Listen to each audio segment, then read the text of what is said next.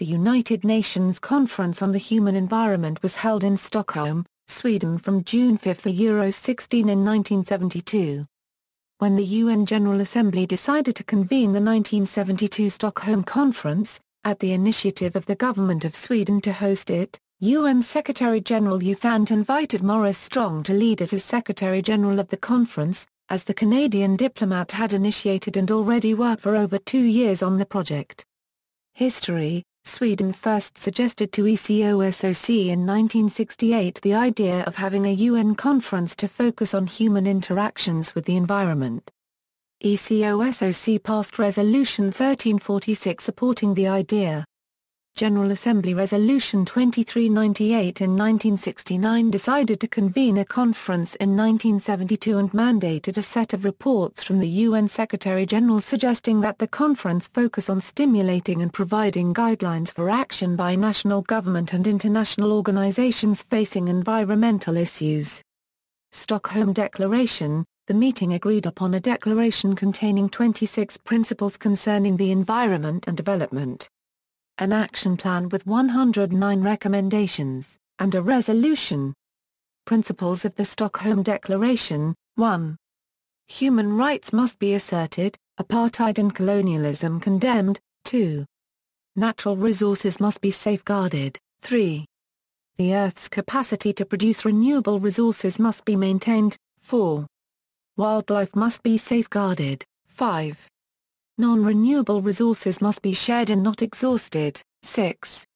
Pollution must not exceed the environment's capacity to clean itself. 7.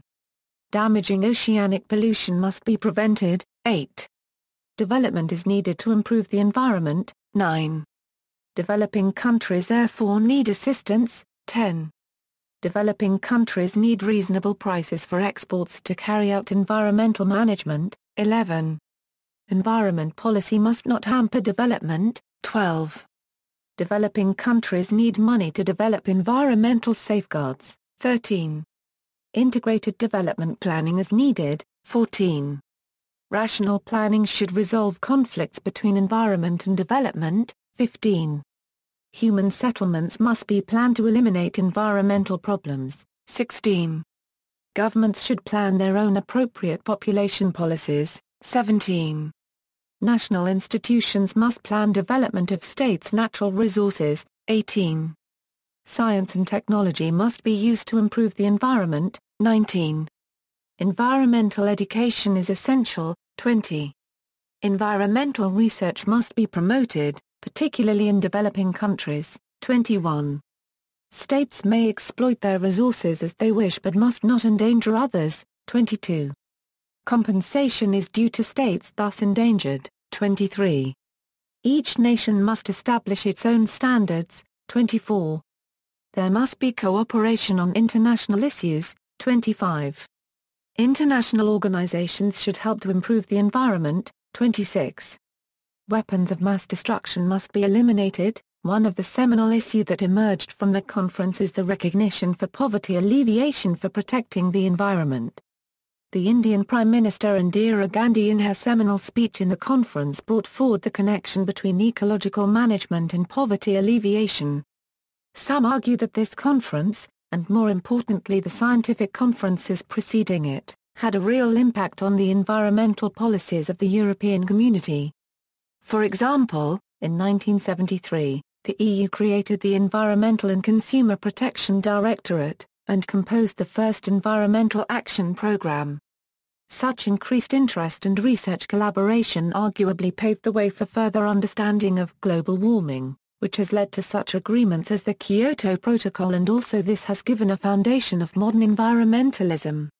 See also, Earth Summit 1992, Earth Summit 2002, Johannesburg Declaration, Habitat International Coalition, United Nations Climate Change Conference 2009, United Nations Conference on Sustainable Development, Minamata and Minamata Disease, World Environment Day.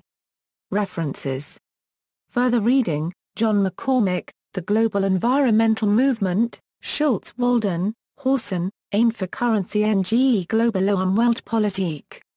Umweltsicherheit in der internationalen Politik, Oldenburg Verlag, Ma 1 quarter NCHEN, ISBN 978-3-486-72362-5, Rezenchen http Sitskultgeschichte Berlinde 2014-1-019.